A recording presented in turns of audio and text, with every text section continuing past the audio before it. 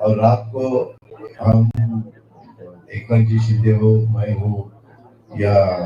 देवेंद्र फडणवीस हो या बाकी हमारे साथी सब मिलके हम मीटिंग में बैठने वाले हैं और 9 बजे के बाद शायद वो मीटिंग शुरू हो जाएगी और उसमें तय होगा कि क्या करना क्या नहीं करना,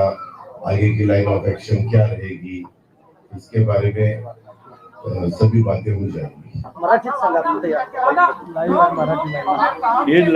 आता आज दरवर्षी प्रफुल्ल पटेल साहेब हिवाळी अधिवेशनामध्ये सगळ्या पत्रकार मित्रांना बोलवून दुपारी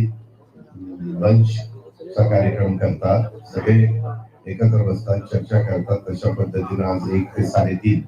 अशा प्रकारचा तो कार्यक्रम झाला. तो कार्यक्रम ते घेणार ते मला कळल्यानंतर मला तटकरे साहेबांचा निरोप आला की तुम्ही पण त्या वेळेला प्रफुल्लबाईंचा पण निरोप होता आणि त्या निमित्तानं मीडियाशी पण आपल्याला बातचीत करता येते. त्या प्रकारे बातचीत केली, मीडियाने पण अनेक प्रश्न विचारले, आम्ही त्याची उत्तर दिली आणि त्याचबरोबर आज एकनाथराव शिंदेजी, मी, देवेंद्रजी आणि आमचे तिन्ही पक्षांचे काही प्रमुख सहकारी असं आम्हाला एकत्र बोलवलेलं आहे. आम्ही एकत्र चर्चा करू.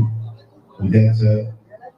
एवढी मोठी जबाबदारी महाराष्ट्रातल्या जनतेने महायुतीवर टाकलेली असल्यामुळं आपण पुढचं कशा प्रकारे आपलं मंत्रिमंडळ असलं पाहिजे, किती त्याच्यामध्ये मुख्यमंत्री आणि इतर 2 उपमुख्यमंत्री याबद्दलची सगळ्याची साधक बाधक चर्चा होईल आणि त्या चर्चेमधनं बरंच काही अंतिम स्वरूप या सगळ्या गोष्टीला सरकार महाराष्ट्रामध्ये पुन्हा स्थापन करण्याच्या दृष्टिकोनातून